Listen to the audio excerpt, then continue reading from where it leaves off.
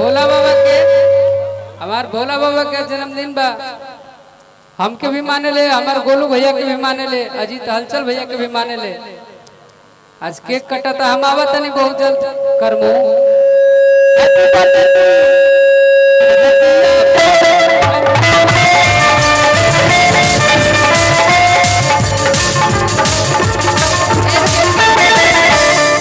अभी देखिए, happy birthday two you सर। आप हमेशा भोला बाबा, हैप्पी बर्थडे भोला बाबा। ऐसा ही मस्त रही, टच रही। कि अरे भइले खाली राउ रे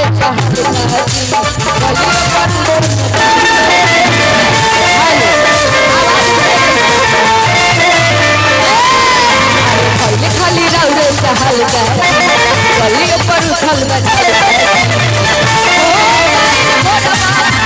गोरवा में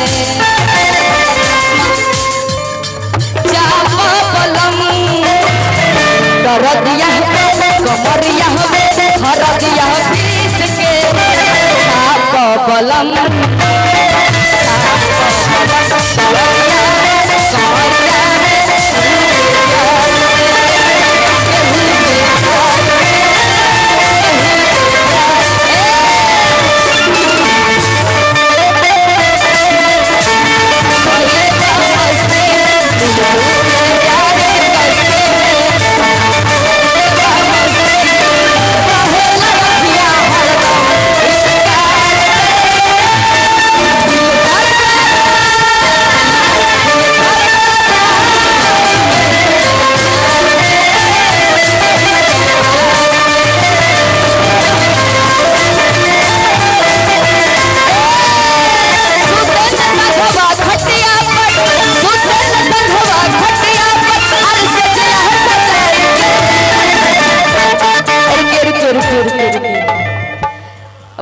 सतर भर मुंह तहर बतीसिए लोगत रे ओती खाली से तहरा के देखा तनी ढेर चियार तरह। लेकिन का ए कि सुते न संघवा खटिया सुते न संघवा खटिया हर से चियार सचाई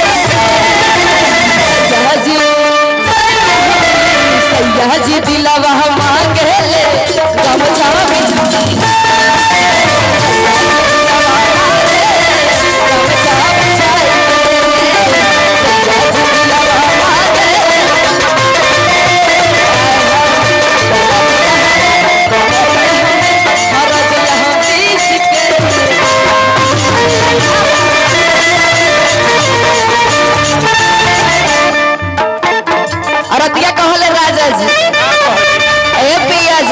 जी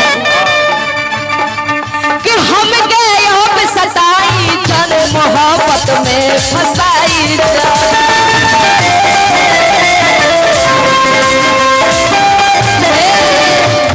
हरा जाई जवा से कर जवा में सटाई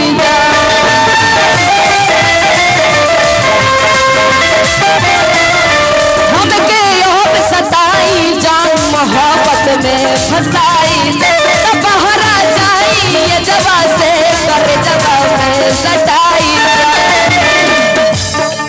ए बिकू जी देहिया बगरम थर्मामीटर से